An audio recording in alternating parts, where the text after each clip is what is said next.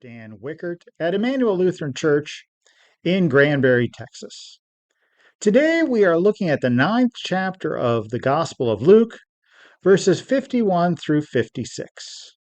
Now, in this reading, we have Jesus on his way to Jerusalem, on his way to the crucifixion. But before this, they are traveling, and Jesus sends messengers to a village in Samaria to find people that would be interested in the message that Jesus has. But what we find from this is that the messengers who are trying to be an advance into that village were not accepted.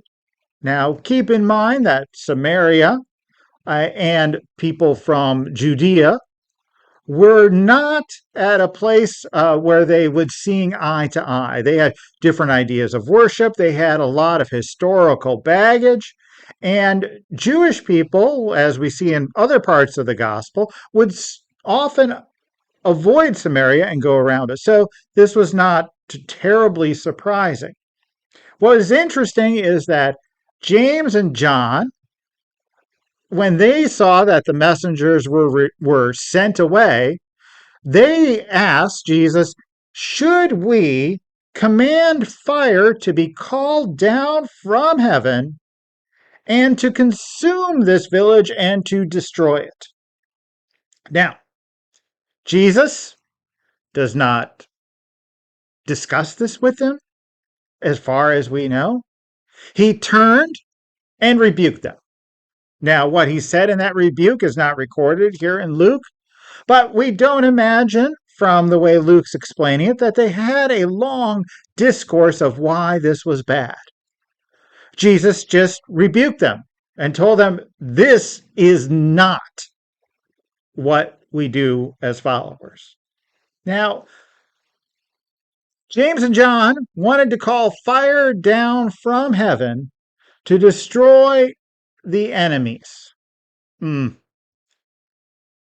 assure you today, people still have the idea of, oh, we need lightning to strike that group because they are in opposition to what we believe. But Jesus rebukes when we have those thoughts.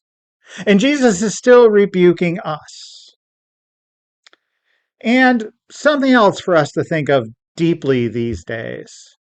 To think of deeply these days when we have nation calling down fire from earth, going up to the skies and being dropped down in bombs, where we see nations bombing other nations.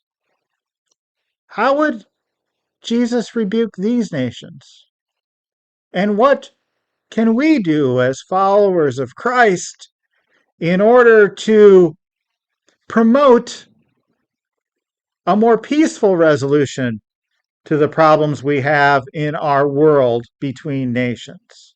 How can we be a voice of rebuke against conflict and toward peacemaking? Amen.